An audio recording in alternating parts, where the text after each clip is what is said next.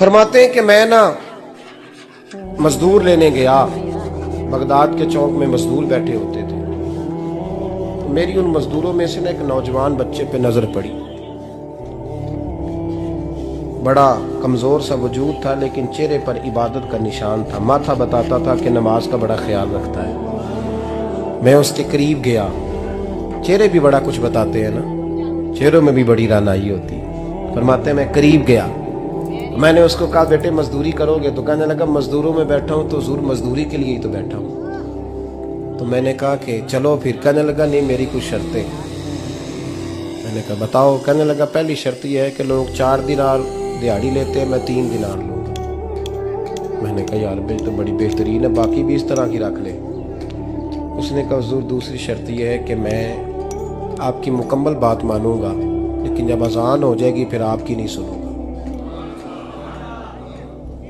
तीसरी बात उसने ये की कि हुजूर मैं आपके घर में काम करूंगा पर आपके किसी सवाल का जवाब नहीं दूंगा।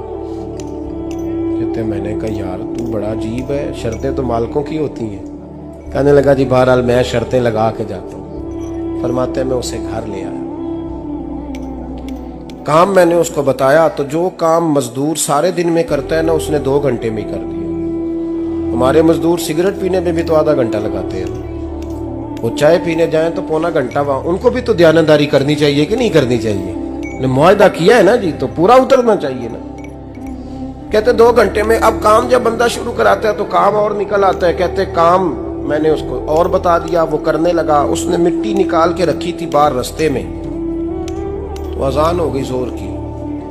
उसने वहीं कुदाल छोड़ी कही और चलने लगा। तो मेरा बेटा कहने लगा इसको जरा बराबर कर दो। कहने लगे चुप कर जा, तेरे बाप से बात हुई थी, जब अजान होती है तो मैं किसी और की नहीं सुनता, सिर्फ अल्लाह रसूल की सुनता हूँ। कहते हैं मस्जिद चला गया, नमाज पढ़ के आया तो दोपहर का वक्त था। मेरी बीबी कहने लगी इसको को खाना खा ले। कहते हमने कहा खाना खा लो। तो कहने लगा मैंने रोजा रखा, रमजान भी नहीं था, नफली रोजा रखा।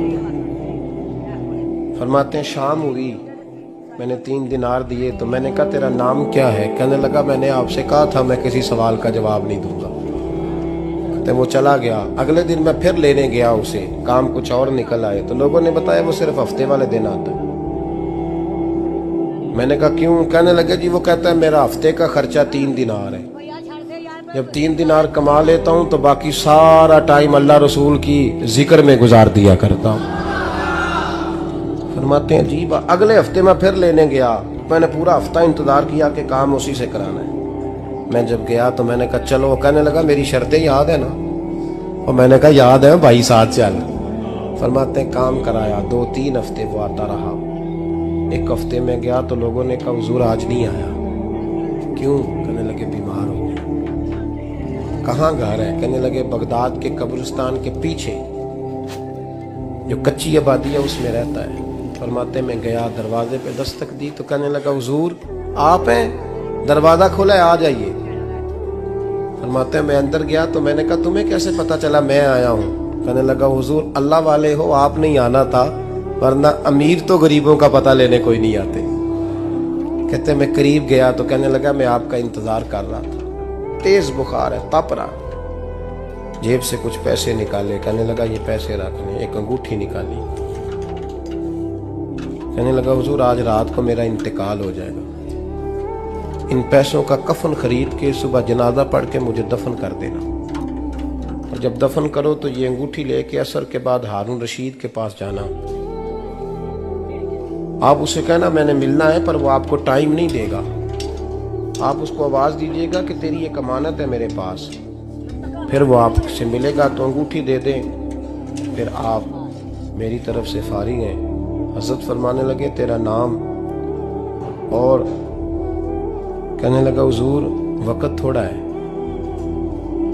आज रात मैंने जाना है, बड़ी लंबी माफ़ी मांगनी है रब करीम से, अगर मुनासिब समझे तो मुझे अपने रब से तन्हाई कर देने। फरमाते हैं मैं आ गया पर उसकी बातों ने मुझे सारी रात सोने नहीं दिया।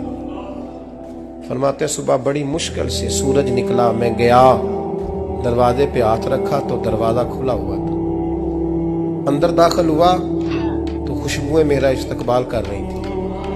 जब चेहरे से कपड़ा हटाया तो उसका तो इंतकाल हो चुका। इंतकाल हो चुका है, ऐसे है जैसे किसी का दीदार करके सोया। कहते मैं तो 2 आदमी ले गया था जनाजे पे, पर पता नहीं दुनिया किधर किधर से आई, कहां से। अखा जदों मीटियां जमाना मैनू रोवेगा, अपना ते अपना बेगाना मैनू रोवेगा। फरमाते हैं मैं तो 2 बंदे ले गया था, पर पता नहीं मखलूक कहां से आई। जनाजा पड़ा, दफन किया। हारून रशीद के पास में असर के बाद गया, मैंने बुलाना चाहा पर बादशाह था, मेरी तरफ देखा ही नहीं। मैंने उसको कहा तेरी एक अमानत मेरे पास है। फरमाते हैं वो मुझे कोने पे ले गया, क्या बात है, कमरे में बुलाया, मैंने अंगूठी दी।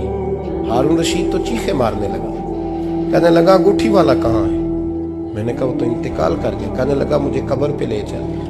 कहते मैं कब्र पे लाया तो वो लेट गया, तड़प के रोने लगा। मैंने कहा मेरा कलेजा फट जाएगा, ना उसने कुछ बताया ना तूने बताया, ये कौन था? तो हारून रशीद कहने लगा ये मेरा बेटा था। मैंने कहा तेरा बेटा और मजदूर? कहने लगा हुजूर ये हजरत दाऊद ताई के पास बैठा करता था, उनका मुरीद था, मुझे रोज कहता था अब्बा तूने बड़ी दुनिया इकट्ठी कर ली है, मरते वक्त तुझसे टांगे समेटी नहीं जाएंगी, इतना हिसाब नहीं तू दे सकेगा। मैं इसको समझा देता, इसकी अम्मा समझा देती। ये रोज हमें कहता छोड़ दो, आ जाओ अल्लाह रसूल की बारगाह में झुक जाएं। हम समझ। एक दिन ये चला गया, कहने लगा फिर तुम्हारा रास्ता और है और मेरा रास्ता और है। ये सोने की अंगूठी गलती से इसके पास रह गई, गलती से हीरे की अंगूठी चली गई। कहने लगा देखो मेरे बेटे ने आज वो भी वापस कर दी है। फिर तड़प के कहने लगा हारून रशीद था तो ये मेरा बेटा, पर मेरा मुर्शद निकला, मेरा पीर निकला। भाई जिंदगी तो बड़ी थोड़ी है ना।